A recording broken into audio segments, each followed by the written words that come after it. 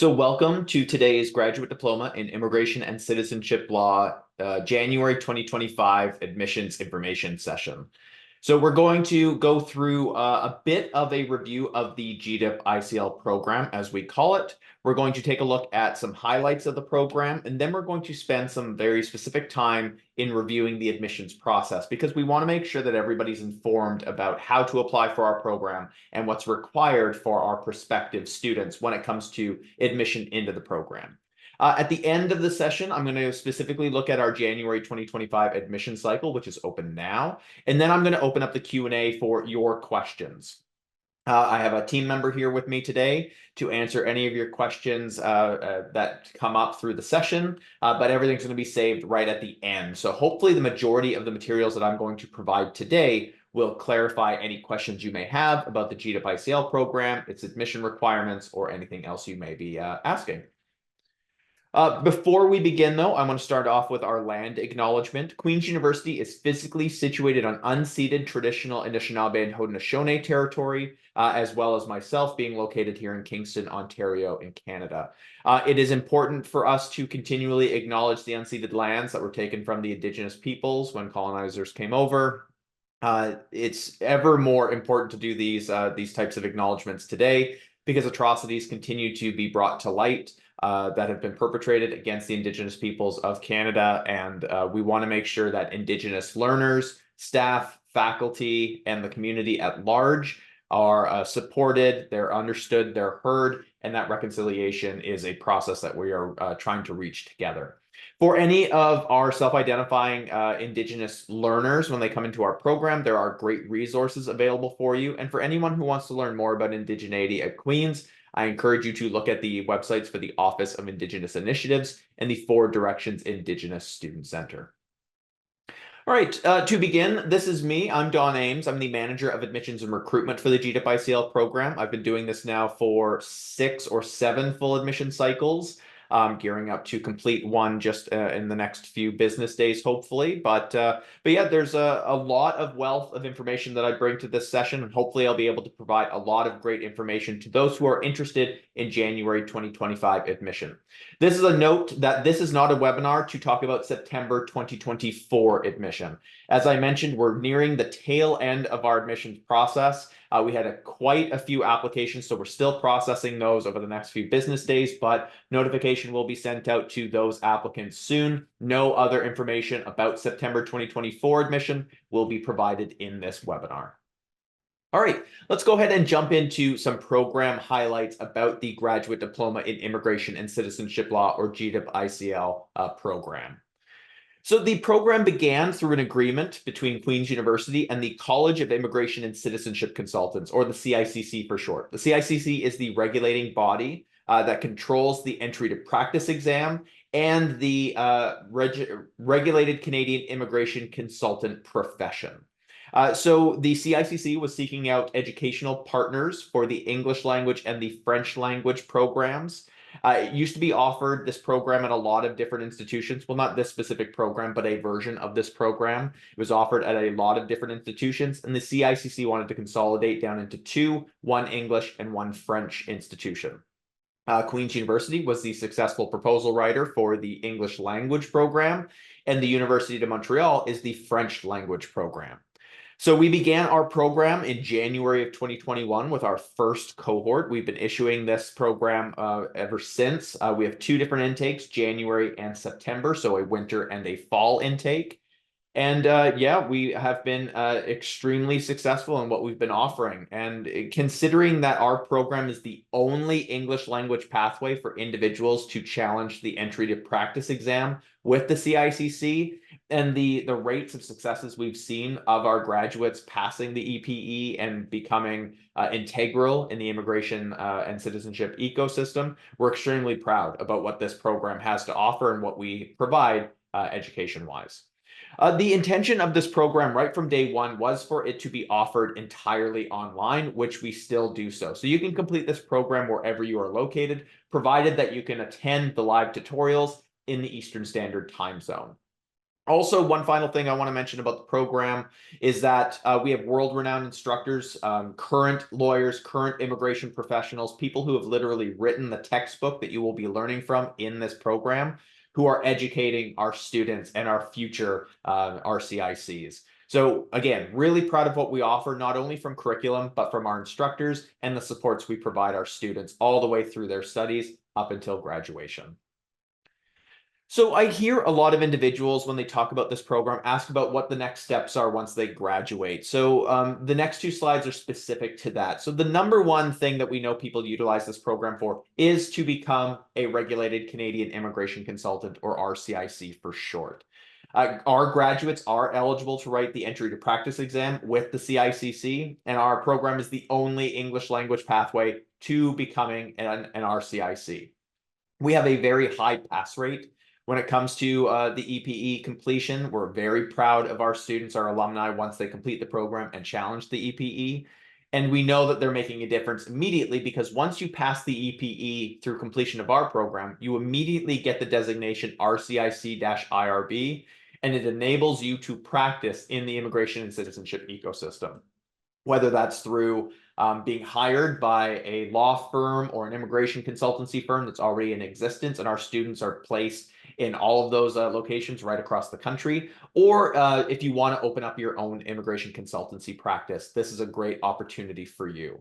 What I encourage you to do is to review the CICC's website after this presentation. There is a great resource there. It's basically their essential competencies for successful practice as an RCIC. Our program is designed around those essential competencies because we want to mirror what you're going to be facing as a professional in this program through the learning that you're going to be doing. So lots of great resources and understanding that you'll be able to glean from the CICC's website, and I'll provide links to that site as well as other sites at the end of the presentation. There are other opportunities, though, of course, in taking and leveraging this program and utilizing it for future professional opportunities. We see a lot of our graduates want to get into government or NGO work. Lots want to get into private industry that have that international employment focus. So obviously temporary foreign workers, or the immigration population really being embedded in Canada's economy is key. It's vital. So utilizing this program to help a business understand and navigate those waters is really fantastic. We know a lot of people want to impact policy development and implementation. They've been through the immigration process. They want to make it better for future immigrants to Canada. Definitely, this is a great resource for those individuals. Anybody who's in a current law field, paralegal, law clerk, current lawyers who want to learn more about immigration and citizenship law, this is a fantastic program. And then human resources professionals, anybody who's managing employee and labor relations or recruitment and selection, this program is definitely going to help you with that process. Again, you're getting invaluable knowledge from immigration and citizenship law experts that can be leveraged in a lot of different fields. Also, if there's anybody who's interested in professional development opportunities, if you need what's called CPD hours to support a professional designation, all of our courses come with CPD hour allotment. So again, another great opportunity, and you would apply for that a little bit differently. You can take our courses out of interest via our interest student progression, for credit or for no program credit. More about the intra-student progression is on our website. We don't cover the intra-student progression too much here on the presentation. We more look at the standard and access pathways for admission into our program. The course structure. So the course is broken down into two different types: full-time studies and part-time studies. Full-time students will complete the program in 3 consecutive terms, or just under 1 year. So if you start January 2025, you'll finish in mid-December 2025. You'll take 3 courses per term for 3 consecutive terms, one term in the summer, or 1 term in January, 1 term in the summer, 1 term in the fall. And you can see the courses that are provided. It's very sequential. ICL 810 all the way up until you finalize the program with ICL 890. Part-time students are a little bit different. We have part-time 24-month study plans. Those applicants for January will begin the program in January and finish up at the end of December 2026. So 6 consecutive terms, or 2 years, just a little under 2 years. And you can see from the study plan there, you're not taking 2 courses per term. It varies depending on the term. Some terms you'll take one, some terms you'll take two. And for both of these structures, both of these program structures, they are as set. So the courses that you see here for the full-time and here for the part-time study plan, the courses are already set for you. You don't need to pick and choose your courses. You don't self-enroll yourself in courses. That's already organized for our students. One of the final things I want to mention in regards to course structure is that we have a staggered course structure throughout all of your terms. So you're not taking all 3 courses listed in that first term from my previous slide as a full-time student. You take ICL 810, which is our introductory 6-week intensive course, and then you take ICL 820 and 830 after completion of 810. The same goes for part-time students as well. You'll take 810 first, and then you'll follow that up with ICL 820 second. Now, I've already mentioned very briefly earlier in the presentation, but while much of our program is conducted via self-directed learning opportunities, things you do on your own time outside of a classroom setting, there are live mandatory tutorials for all courses throughout all of your terms of study. So tutorials take place on either weeknight evenings, typically Wednesdays and Thursday nights between 6 and 8 p.m. Eastern Standard Time, or they're on the weekends during the midday between 11 a.m. and 1 p.m. Eastern Standard Time. So those are tutorial times you need to be live for. You get to select the tutorials that best suit your structure, your schedule, your plans. It's a first come, first served basis. So once you are offered admission, you accept it, we will then send out a tutorial selection survey afterwards to allow you to select, again, the tutorials that best suit your schedule. For ICL 810 and 890, there's an additional 1 hour of tutorials per week. Those occur on Tuesday nights, and I believe it's between 8 and 9 p.m. Eastern Standard Time. Sometimes they adjust down to 7 to 8 p.m. Eastern Standard Time, depending on the term. All students attend the same tutorial. So the only difference between the full-time and part-time study plan is the number of courses you're taking per term. Everything else, all the requirements within the course, all the tutorials, all the courses themselves must be completed by all students in order to complete the program. And as I've mentioned, tutorials are mandatory. You have to be live on camera with the ability to unmute your microphone, and you can hear and interact with your classmates and your instructor. So make sure that you are committed to attending those tutorials live in the Eastern Standard Time Zone. We make mention of that because some of our courses are very short. We have one course that's only 4 weeks long. The ICL 810 course is only 6 weeks. It's a very intensive course. Missing one tutorial is going to be significantly impactful in a negative way on your ability to complete the program successfully. So make sure you can commit yourself to this program. And again, it's an important kind of aside here to note is that our program is intensive. We don't beat around the bush about that. It is going to require a significant time and effort commitment from all of our students to be successful. Even those who are on a part-time study plan need to treat this like a full-time job with the equivalent number of hours that you would spend in a professional setting on this program. It's why we have regulations with the School of Graduate Studies and Postdoctoral Affairs here at Queen's, as well as within our program, that students can't be full-time employed and taking our program full-time.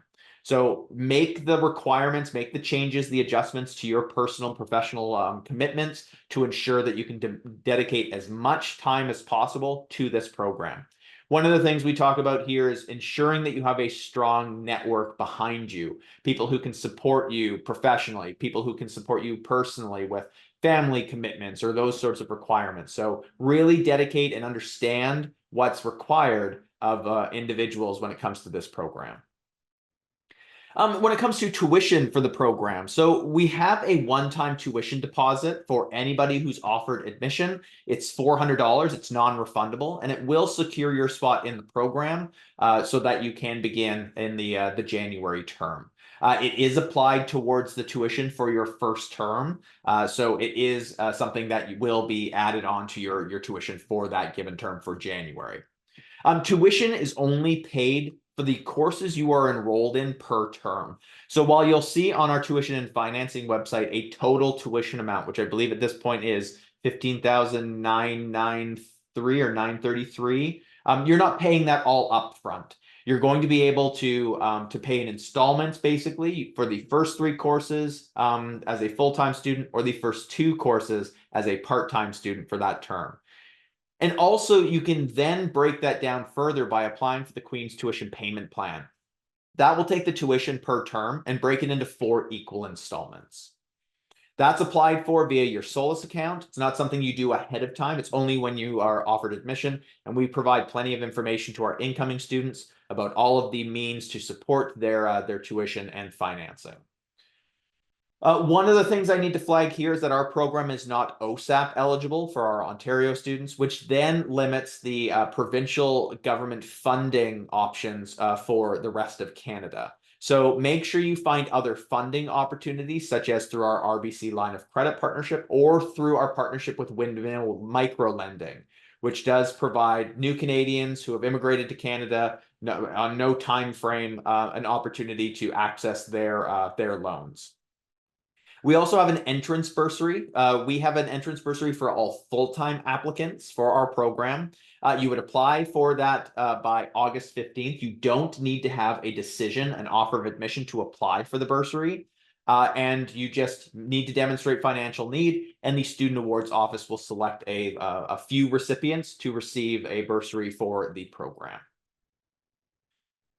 So the final thing here before we get into admissions details is that it's great that you're here. I really appreciate everybody in attendance, but I want you to do more to learn more about this program. It's why we provide these webinars. It's to provide really great information before you agree to apply, because we know that the $110 application fee, it's not a small drop in the bucket for some people. It's a significant commitment. So learning more about this program is key.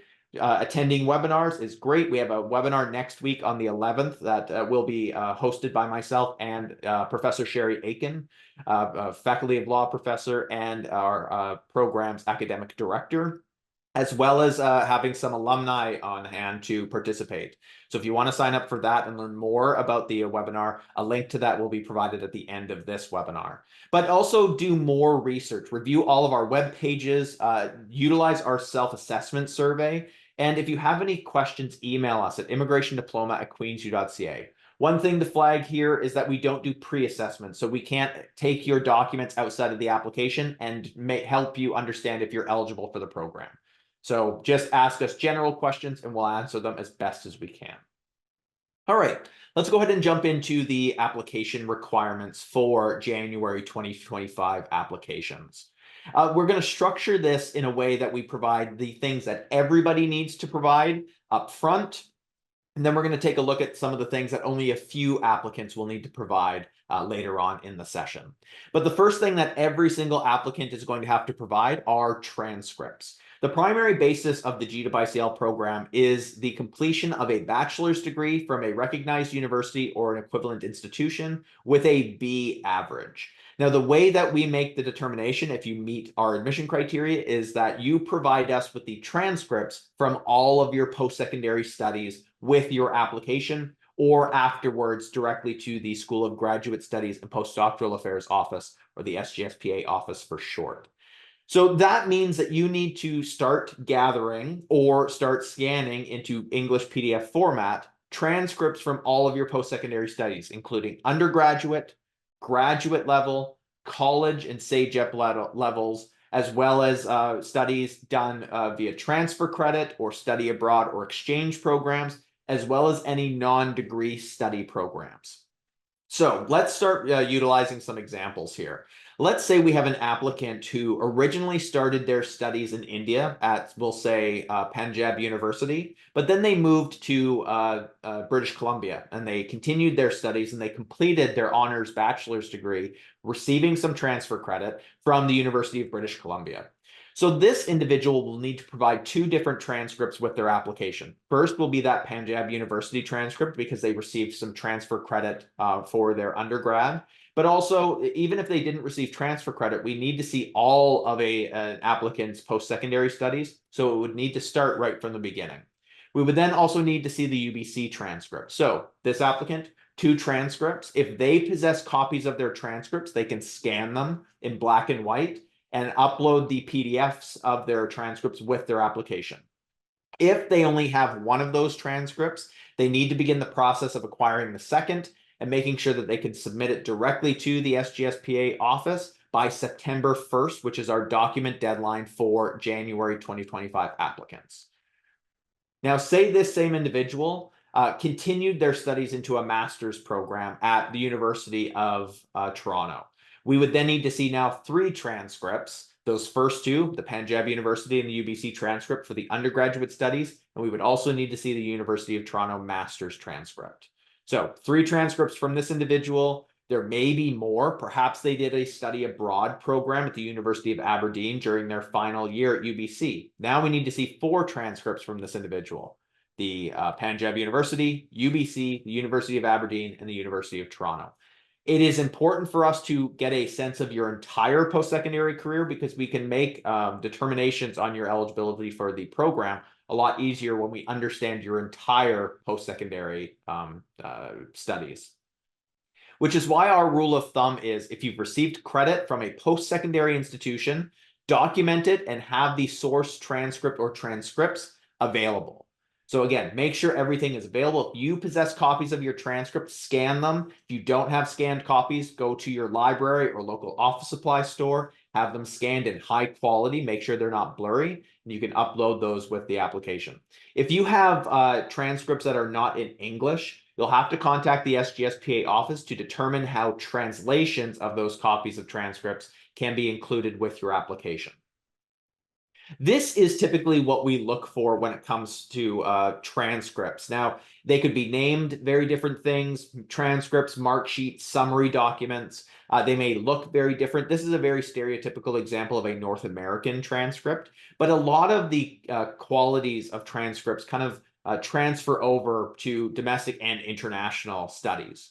Primarily that there's some sort of signature from an official with the institution. There's some sort of watermark there indicating that it's an official document. There's the name of the institution, but primarily what we're looking for from all of the transcripts submitted by applicants is this section here.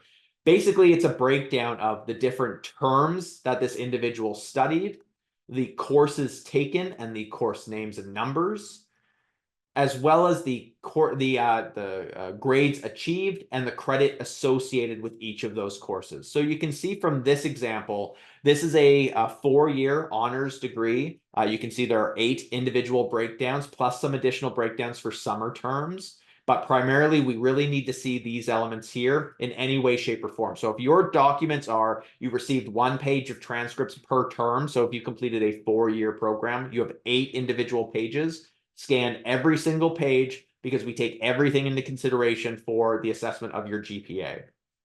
For international credentials, you should also include your degree or diploma certificate. So it helps us understand if you've completed your program. And by providing these documents, which includes your name, the program you've completed, and the date that the degree or diploma was conferred, as well as a signature from a delegate from the institution, this helps us understand that you've completed the program, and it really helps with international transcripts that don't typically list the degree completion date. These are some documents we don't accept in place of transcripts. So this is a printout of a copy of your online student account. We can't utilize those. You would then have to have official documents sent to the SGSPA office on your behalf.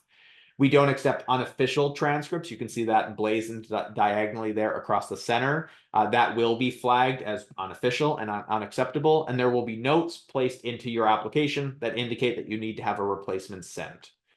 Finally, we don't accept photos. You can see from this photo here that there's lots of sort of background noise there with the table. It's zoomed very far out to try and get the entire document in. It's not acceptable for us because when we zoom in, it'll get blurrier and blurrier. Don't send photos of your documents. Have them scanned. Libraries typically do scanning for free or at minimal cost. Same with office supply stores, and get them in really high quality and black and white.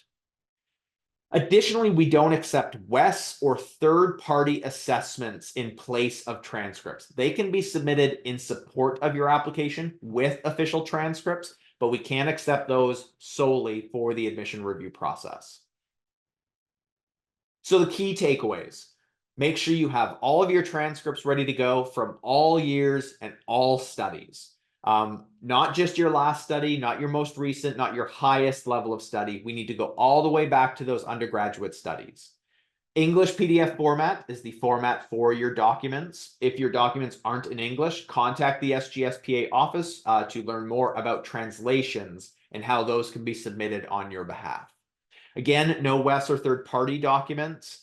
If you've received transfer credit anywhere in your studies, make sure you have the official transcript from your home institution and the transcript where you received that transfer credit from. Same with study abroad or exchange programs. If you studied abroad for a term, have that institution provide a transcript on your behalf as well. Upload all of your transcripts with your application, but if you can't upload them, if you're still acquiring transcripts, make sure you provide your application by the end of day August 1st, which is the application deadline, and you'll have an entire month to continue the upload process with the SGSPA application system up until end of day September 1st. All right. Another thing that all applicants must provide are 2 references. References are provided via your application, and we accept 2 different types of references. We accept professional references and academic references. So all applications need to provide, or all applicants need to provide at least 1 professional reference.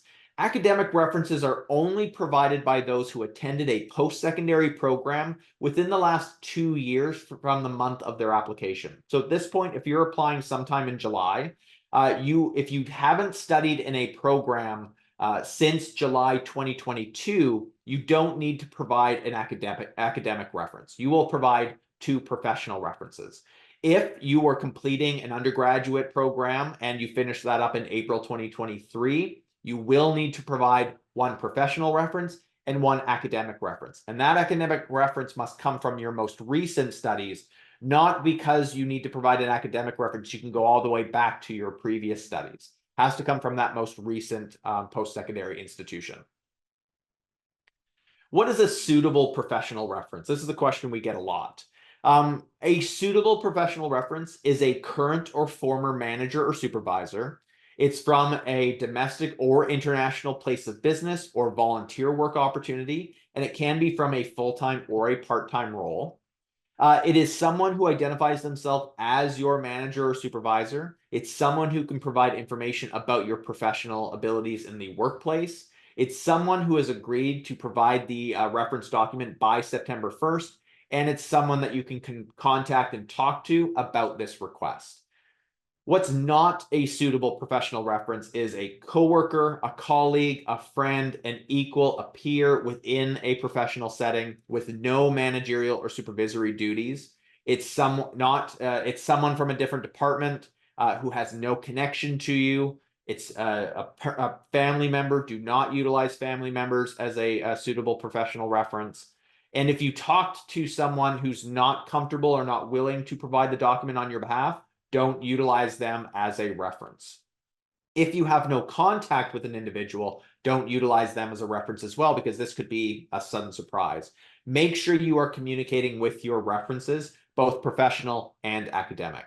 They need to know that this document is coming. They need to make sure that it doesn't go to their junk mail folders, and they need to be able to complete the forms by September 1st. A suitable academic reference is very similar to the professional reference, just in an academic setting. It is a current or former professor, instructor, or TA. Could be from a domestic or international post-secondary institution from that most recent study. It's someone who has educated you from your most recent post-secondary study. It's someone who can provide information about your academic abilities in the classroom. It's someone, again, who's agreed to fill out the form for you by September 1st, and it's someone you're in contact with.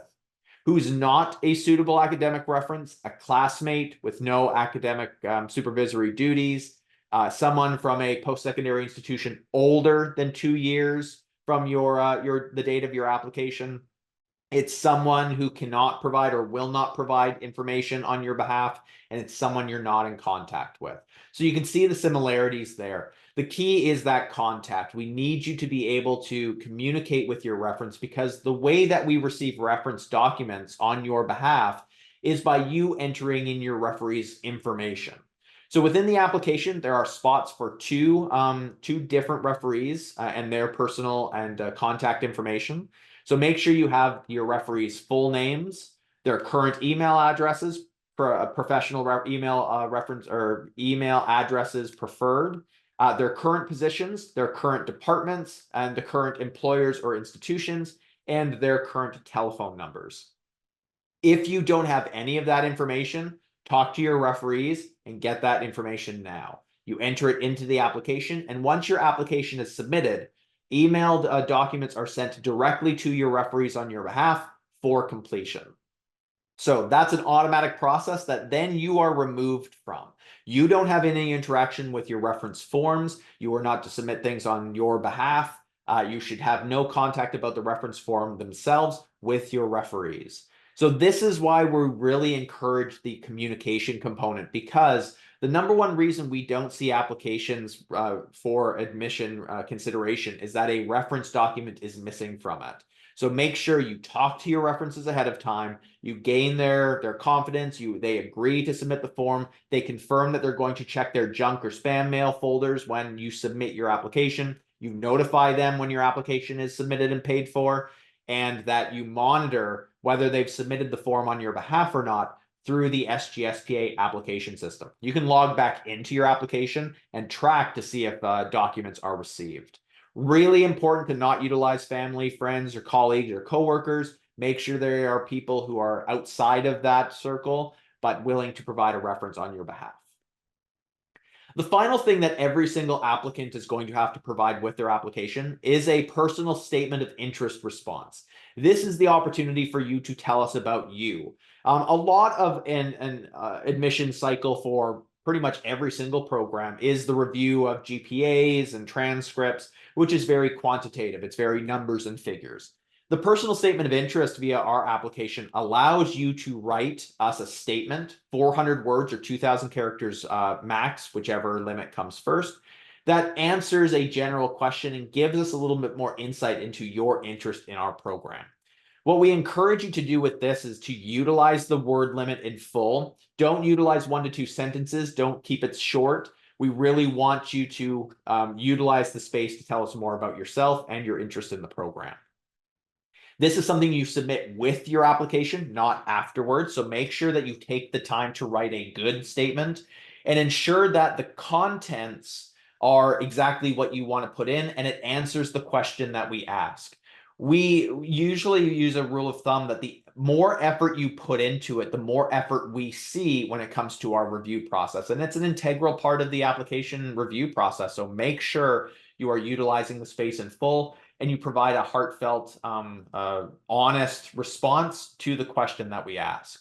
The final point here is that final bolded statement there is that this needs to come from your voice. So no AI generation technology, no external help, no ChatGPT or any other language creation program. We have easy means to flag that, and we will utilize that knowledge accordingly when it comes to our admission decision. This needs to come from you right from the heart. All right, now we move on to the elements of the application process that some applicants will need to provide, but not all. The first thing that we want to review are English Language Proficiency Test Scores, or ELPT scores for short. ELPT scores are a requirement for many applications, and it is a part of the admission review process. This is not something that you do later on, or you receive a conditional offer of admission and you provide it before the term starts or during your studies. This is a requirement for the application. So make sure that if you need to provide an ELPT score, you are aware of that and that you are preparing to provide that by that September 1st deadline. Now, like I said, not everybody is going to have to provide an ELPT score. There are exemptions that we will review in the coming slides. So make sure that you understand that the way that we look at applications is that everybody needs to provide an ELPT score, but then we utilize the exemptions to remove those requirements from all other applications. So that's why only a few or only some applicants will need to provide approved ELPT scores. And these are the scores that we require, or that we accept, I should say. We accept KLCE, or Computer Edition. We accept IELTS Academic. we accept TOEFL IBT, and we accept TOEFL PBT. Those first three, we accept both the online and the home-based versions of those tests. And the scores required for each of those tests are the KLCE is an overall 70 with no band below 70. IELTS Academic is an overall score of 7.0 with no band below 7.0.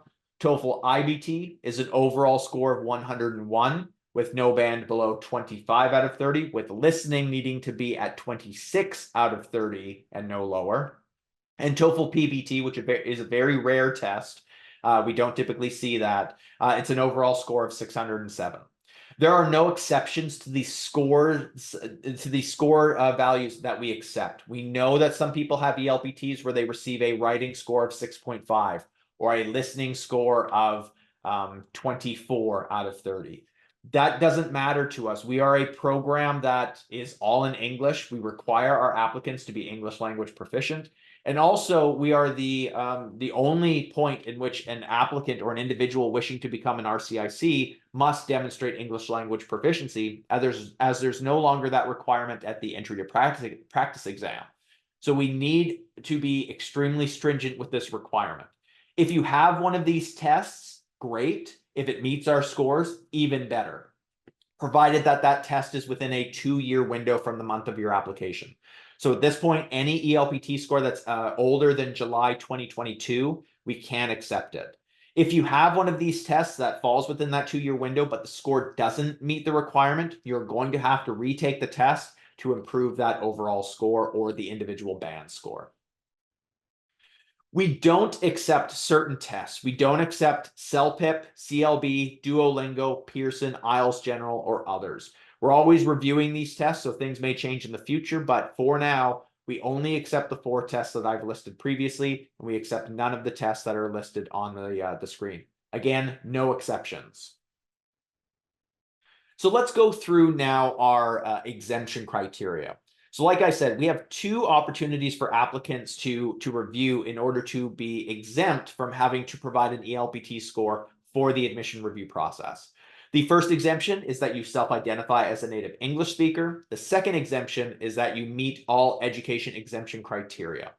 The third exemption, which typically is here, it's that ESLA 150 English for Academic Purposes program with the Queen's School of English, is not available for January applicants. So don't select that on the application. If you select it, we will contact you and say that's not an approved exemption for January applications.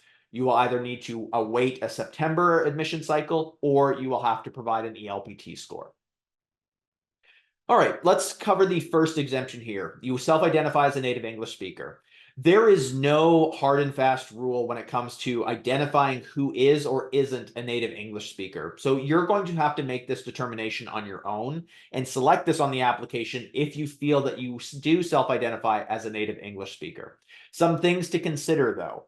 You were born and raised in a country where English is the official language. You have used nothing but English throughout your education at all levels, elementary, secondary, and post-secondary. You have not taken any English as a second language courses, and you have constant contact with English throughout your personal and professional activities. So if you identify or self-identify as a native English speaker, note this on the application by selecting I self-identify as a native English speaker on the application question, and we will assess your application under this exemption. However, it's key to note here that even our admission committee, even if you meet if you meet one of our exemption criteria, reserves the right to request an ELPT score from any applicant at any point throughout the admission review process.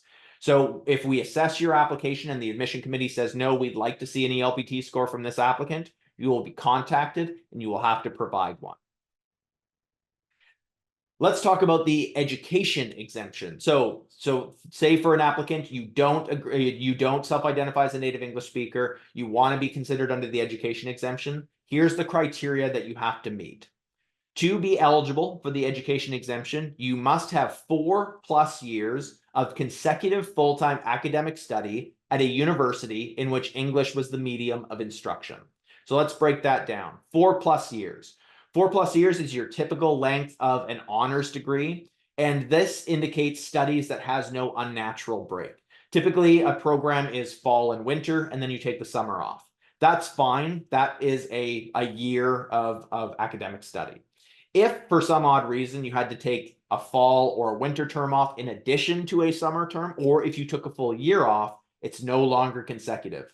The same goes for consecutive studies in two different programs. So say you completed a 3-year bachelor's degree in English, and then you immediately followed that with a 1-year Bachelor of Education degree to combine them together for 4 years. If there was no unnatural break between those two studies, you can utilize that for the education exemption. However, if you've completed your 3-year degree in 2003 and you didn't begin the education degree until 2006, that's a 3-year gap. It's more than that one term of acceptable gap, and that's no longer considered consecutive.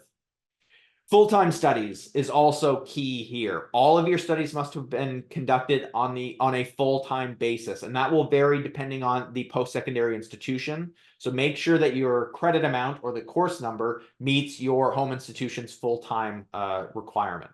If you had to reduce your study load down to a part-time study load for a period of time, that's no longer acceptable for the education exemption. Study at a university, that's key. We don't utilize any other studies outside of a university setting to meet the requirements. And English was the medium of instruction. That's also key. We need to know that your program was taught entirely in English, aside from obviously foreign language programs. So if you were studying in an English language program and then you took a French course, that's fine for that course to be provided en français. The way that we utilize, the way that we review the education exemption is that you select it on the application, and then we need to receive your documents. We need to receive your transcripts, of course, and then we also need to see letters that highlight that the medium of instruction was English and that you were a full-time student, if that's not indicated on your transcripts. So what is a medium of instruction letter? So that is an official letter from the post-secondary institution that highlights that your program was instructed entirely in English. You should try to acquire these letters now if you are going to request consideration under the education exemption, and it should look something like this. This is an example from the University of Calcutta. It's signed by somebody official with the institution, and it highlights that the medium of instruction was English. Now, one thing to note from this letter is that this is a 2-year program. So this applicant may have to provide additional letters from other programs, or if they are only utilizing this one study, this is probably not enough for the education exemption. Again, even if you meet the education exemption, the admission committee reserves the right to request an ELPT score from any applicant at any point in the admission review process. So some key takeaways here. If you don't meet an exemption, you must provide an ELPT score during the admissions process. If you request an exemption and it's not approved, that decision is final and you must submit an ELPT score. Make sure you have your documents ready to go. You upload your transcripts. You've already heard me talk about that. Also, make sure you include your medium of instruction letters. Also, if you have letters that indicate that you were a full-time student, that would also be really important. The more documentation we have to review your exemption request, the better. We don't use other things for exemption reviews. We only review that you self-identify as a native English speaker and that you meet the education exemption criteria. We don't utilize professional experience, citizenship, geographic location, or where you conducted your studies. Also, we don't utilize equivalencies. So if your 3-year degree was reviewed by, say, Wes, as a 4-year degree, you still only physically studied for 3 years. So that is only a 3-year program in the eyes of the exemption review. So don't request any additional exemption. We can't utilize where you're working, where you're living, what your citizenship is, especially citizenship. We know that a lot of individuals come to Canada bringing mother languages and with them to communicate with family and friends and their communities that aren't English. And we value that as Canadians. We want you to bring your culture with you when you move to Canada or come to Canada.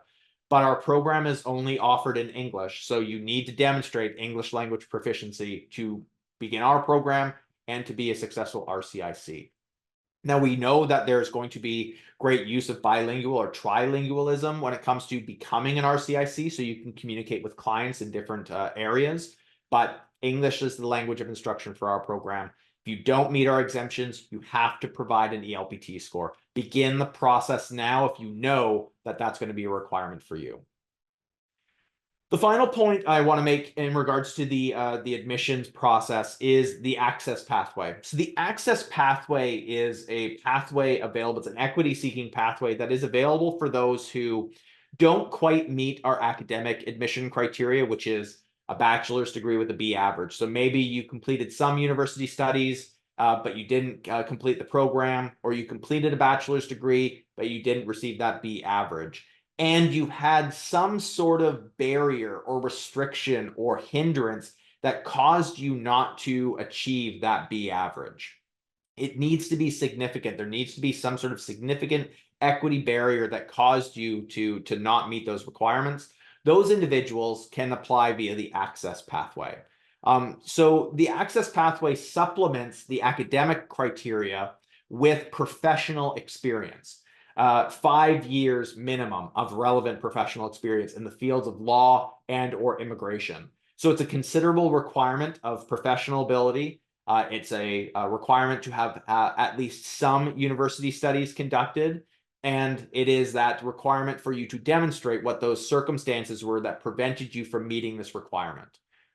So what you do with your application is you submit it. You submit your resume or CV that's up to date and complete and has all details on your information about your professional experience afterwards via email to our program office.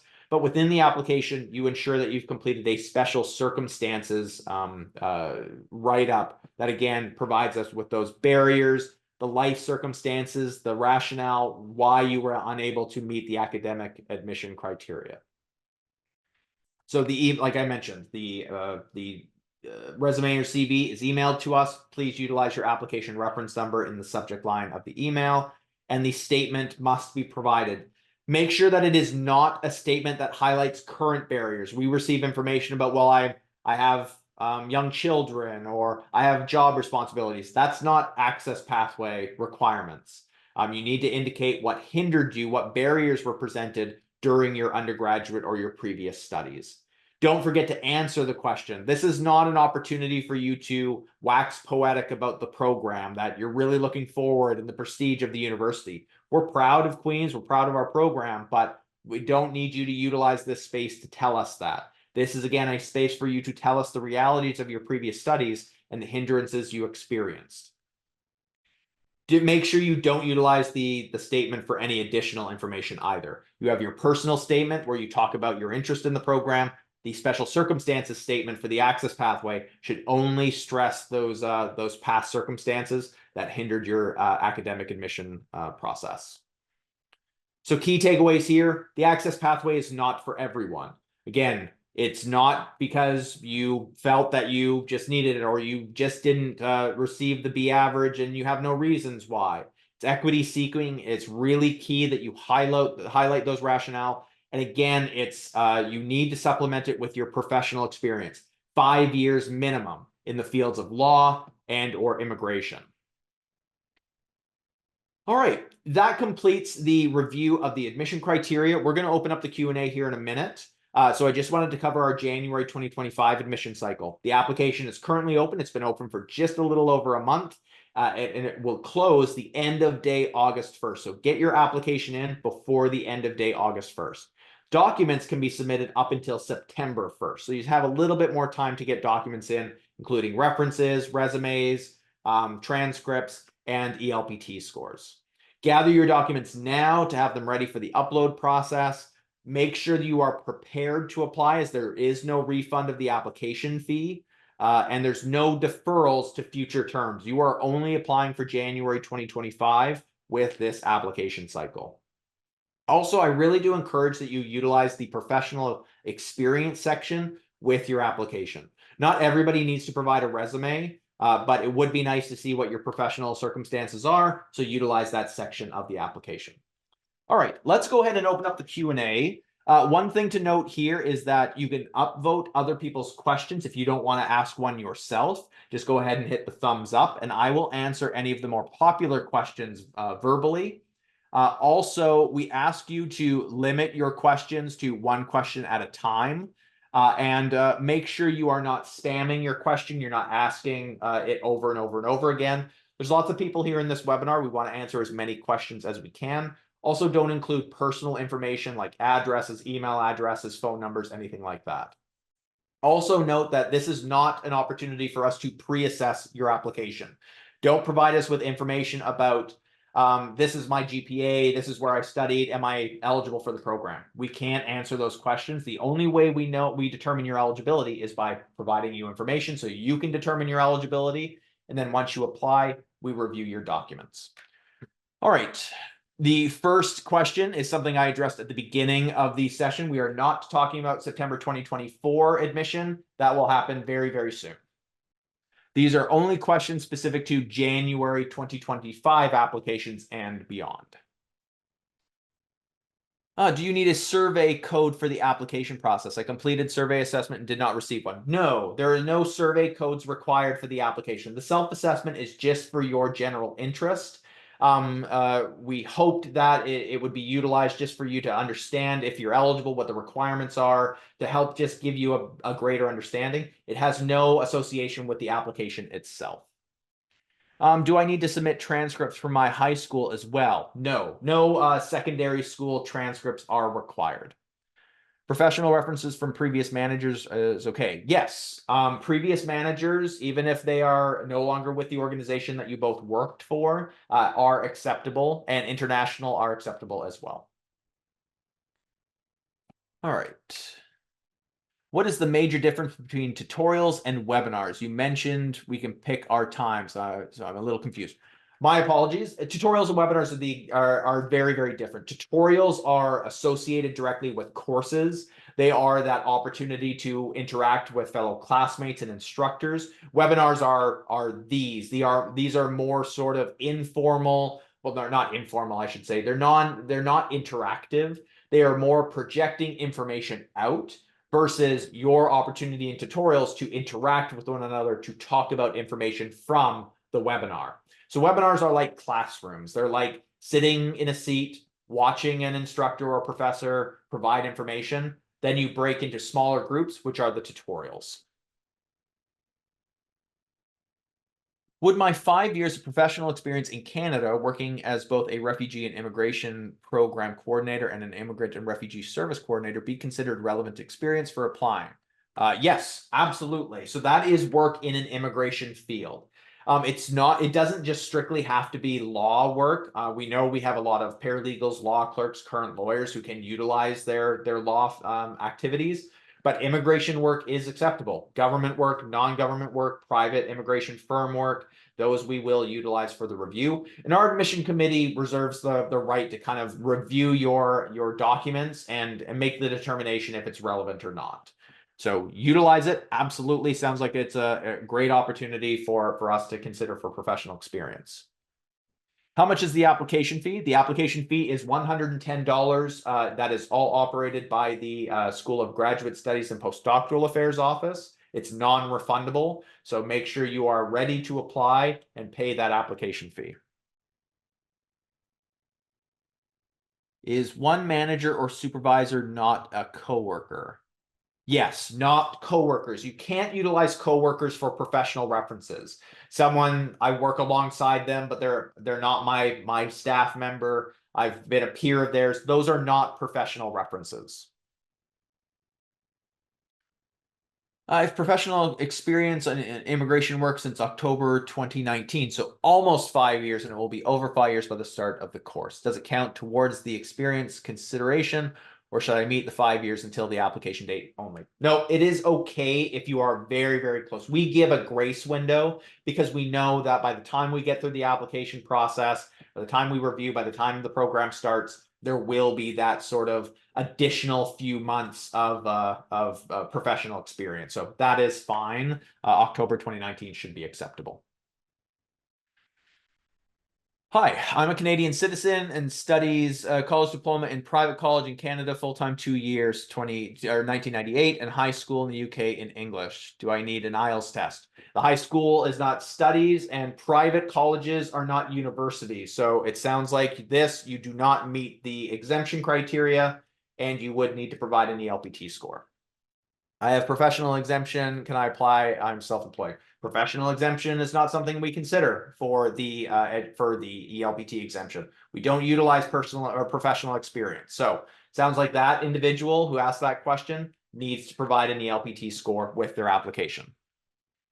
If someone just did the high school and then diploma in Canada, can that person be eligible for this too, or need some additional study? So if you just went from high school to a college program, you need to have some level of university studies, even if it's just a single term. So possibly you need to take a look at a 4-credit non-degree online or in-person university program. Athabasca University is a great resource, or you could take the Queen's University's Faculty of Law Certificate in English or Certificate in Law program. That is a 4-course undergraduate program done on a part-time basis, all online, that would allow individuals to learn more about law, to understand how they operate in an online setting, and it's 4 courses of undergraduate studies. So that would definitely help. I'm going to put in the chat now the links that I had mentioned. So go ahead and take a look at those. We have the admissions webpage, our tuition and financing webpage, our contact page where you can sign up for our mailing list. I've listed our self-assessment as well as the SGSPA application site, a Linktree link for our future webinars for the rest of July, as well as the College of Immigration and Citizenship College of Immigration and Citizenship Consultants, the CICC's website. When would be the estimated time to receive a feedback of either my submitted documents are meeting the requirement or not? I've already uploaded them all. So typically we get around to applicants fairly quickly. I would say about 3 to 4 business days when an application is completed and it's submitted to us for our first assessment. We do what's called a pre-assessment of anybody who is requesting an exemption, or if there's transcripts missing, we'll notify people at that point. We're in a bit of a longer period because of our current application cycle that's taking up a lot of our time. So anybody who has applied for January 2025, we'll try to get back to those individuals between 5 and 7 business days. So still fairly quick. It should still give you enough time to write the EP or an ELPT if you don't meet an exemption or if we need additional documents. I've been graduated the year before last from grade 12 in Calgary, Canada. Now I've been working as a supervisor in a fast food restaurant. Just wanted to make sure if I'm eligible. Just graduating for high school does not make you eligible for the program. You need to have some post-secondary studies at the university level. Especially if you just graduated high school, you're not going to meet any access pathway requirements of 5+ years of relevant professional experience. You're going to have to complete a bachelor's degree. Finished my first degree in 2010 and a postgraduate here in Canada in 2015 in international business management. Can I go ahead and apply despite the gap? You can, of course, apply. It may not be eligible. You may not be eligible for the ELPT education exemption, but we'll review that based off of the timing. But there's no need to worry about gap or when you studied to apply for our program. We've accepted transcripts from the 60s and 70s of people who are interested in this program. So the year you completed doesn't have any bearing on the admissibility of your application. It has bearing on your ELPT exemption. If you completed, so you finished your first degree in 2010, and then you had a postgraduate in 2015, that's a 5-year gap, or at least typically at minimum 3-year gap, because that postgraduate program may have been 2 years in length. That's an unnatural gap that you would not qualify for the exemption at that point, but you're still welcome to apply, provided that you meet all the admission criteria. My bachelor's was 4 years full-time. However, the medium of instruction letter from my university issued issued to me does not mention my degree to be 4 years and full-time. It just names the degree I completed and that the medium of instruction was English. Can my transcript be counted towards considering my degree to be 4 years? Do I qualify for ELPT exemptions? So I'm not going to confirm if you qualify for the ELPT exemption. That will be conducted once your application is completed and submitted. We can review your transcript to determine what the structure was, if you were 4 years and if that was full-time. We will review your university, what the full-time course load requirement is. If we need additional documentation, we will contact the applicant and request that to be delivered. So that letter that you've received, make sure you include that with your transcript, but you may have to go back to your university and request additional documentation. I had an admission in 2022, but couldn't attend. Now I'm ready to start in January. Do I need to apply again? Absolutely. 2022 is a long time ago. Admission requirements have changed. You need to submit a new application in full for the admission review process. If you did not have an awesome GPA as a first degree, but have 2 master's degree where you did a whole lot better, would that increase the chances of getting in? Yes. We will review all studies for admission consideration, and we will try to do what we can that's best for the applicant to ensure that their overall GPA is understood, both at each individual section, at the bachelor's and at the graduate level, and then we'll combine them together for a cumulative GPA to determine how well you did. It's no guarantee. There's never any guarantees in the admissions process, and that primary basis for our program is that undergrad, but we will do what we can if you have other studies. If you only have the undergraduate and you don't quite meet the B average, you can take some additional 4-credit undergraduate courses. Like I mentioned, Athabasca University is a fantastic online program. The Queen's University Certificate in Law program are 4 courses of undergraduate study, which may bolster your overall GPA at the undergraduate level to get you to that 3.0. We don't assist, we don't do reviews, so we can't provide information, but there are opportunities to improve your overall GPA for eligibility. I've worked immigration training in 2023, can provide certificate. Can I utilize as professional reference or experience? You can utilize it as professional experience, but we need 5+ years of relevant professional experience for that access pathway. So it might not be enough alone. In 2023, I mean, that could mean within that year or up until. We can't make that determination without your application. We've just reached 103, so I'm going to go ahead and shut down the questions. So we're not accepting any new questions, but we'll try to answer anything else that comes in here. Or that's already here, I should say. Can you say more about the schedule and course arrangements, like how many courses in a semester and what time of the day they are scheduled? Is there a weekend program for full-time admission? So I did mention this at the beginning of the webinar. Full-time students will take 3 courses per term. So the first term is January to April. That's the winter term. You'll take the first 6 weeks to take ICL 810 and the rest of the term to complete both 820 and 830 at the same time. Tutorials take place on either weeknight evenings or weekends midday. Those are the only live components that you need to be at your computer for. The rest are done on your own time when it's most convenient for you.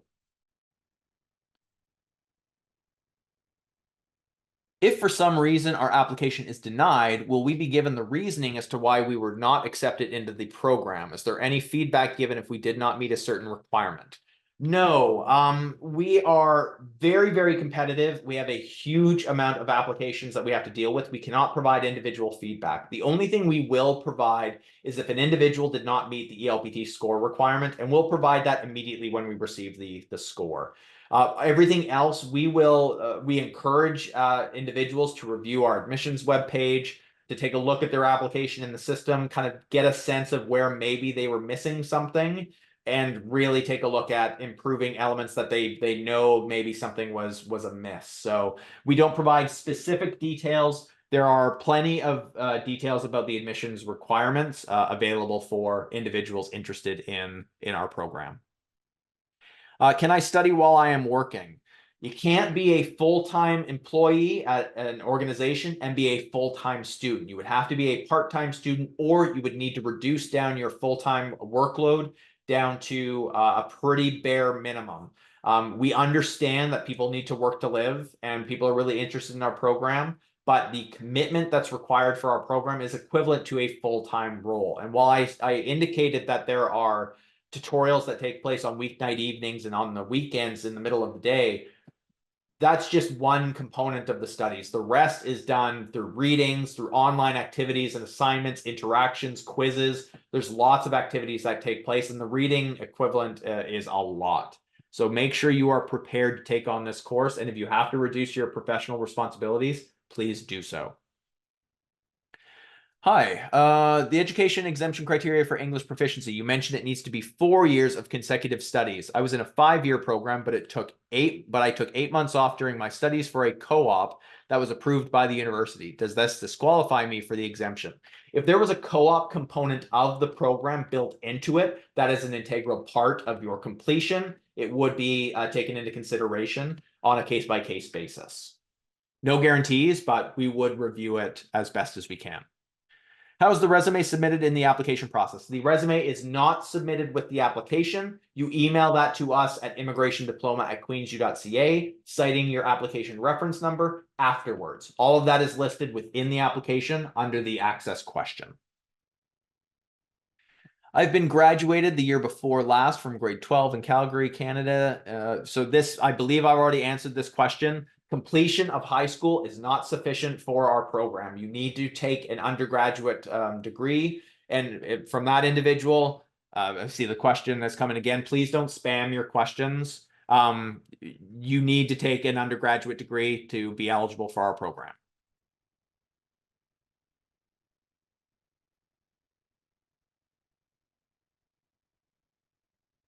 All right, let's see what other questions we can answer. We've just got a few left here. Thanks for sticking around. I do not have a bachelor's degree. However, I have one Ontario College diploma in computer networking and graduate diploma from private college. That's not sufficient for the program. The program requires a bachelor's degree for our program. Our program is a graduate level program at a university level. You have to have a bachelor's degree. So you're going to have to complete that to be eligible for our program. My professional experience in immigration is from 2015 to 2020, in past before moving to Canada. Is that acceptable? We would review it. Absolutely. In the application process as an international PhD student, I'll be at the end of my 3rd year. Do I meet the language proficiency exemption as my studies have not yet been over 4 years? If they're not 4 years, you don't meet the exemption. I appreciate the level. You've indicated PhD, but the level doesn't matter. It's the number of years you've studied in the program fully in English. I just submitted my application yesterday. In how many days I should ask my reference parties to notify? I would say inform them immediately. If you've submitted and paid for your application, contact them and say, this is what I've done. You should be receiving these emails. Make sure you check for them. And then log into the application via the application system to track whether they are accepted or not. I have a 3-year bachelor's degree out of Canada and a 2-year college diploma in Canada. Will I qualify for the exemption? No, 3 years is not enough on its own for the exemption, and a college diploma program is not a university program. So that individual will not be eligible for the exemption. I had 2 years business management diploma from SAIT, Calgary, 3 years ago. Do you think I might be eligible for the English exemption? It does not appear that would be eligible as well because it's only a 2-year program. So no, that would not be eligible. When it comes to the education exemption, you really have to look at the requirements. 4+ years minimum, consecutive. It has to be either a 3-year program with an immediate 1 to 2 year program following at a university, or it needs to be a 4-year university program, or it needs to be many programs back to back to back that are the equivalent of 4 years at a university. College programs are not acceptable. Canadian college programs are not acceptable. International college programs will review because college is a general term. We know that the US, for example, utilizes college in place of the term university. So there may be some consideration. However, it needs to be degree issuing. Places like Algonquin College or Canadore College, while they are diploma issuing, they are not degree issuing. Places like Seneca College, they are both diploma and degree issuing, and we can take that into consideration potentially. But it's going to be on a case-by-case basis. If it's not clear that you meet the exemption criteria, or if you just flat out don't meet it, don't select the exemption review process on the application. Select that you have to provide an ELPT score and proceed with that requirement. All right, the final question is being answered here, so that's great. Thank you everyone for participating. I'm going to put the links back in the chat here for everyone, just to make sure you have those. I'm also going to put on our page here our website, immigrationdiploma.ca. You can also visit the links that I've just put into the chat. Also our Facebook page, facebook.com/QueensLaw If you see us out and about, make sure that you ask any questions. You email us, immigrationdiploma@queensu.ca. More than happy to help you moving forward. We're really looking forward to our January 2025 admission cycle. We know that we're already receiving a lot of applications. We want to receive more, so get your application in by the end of day August 1st. Thank you very much, everyone, for participating. We really do appreciate it. If you want to visit us in a future webinar, the Linktree link that I provided in the chat there will definitely provide you with more. There's also a link on the top of our website with all of the registration links for our webinar. So thank you very much for participating. Have yourself a great day.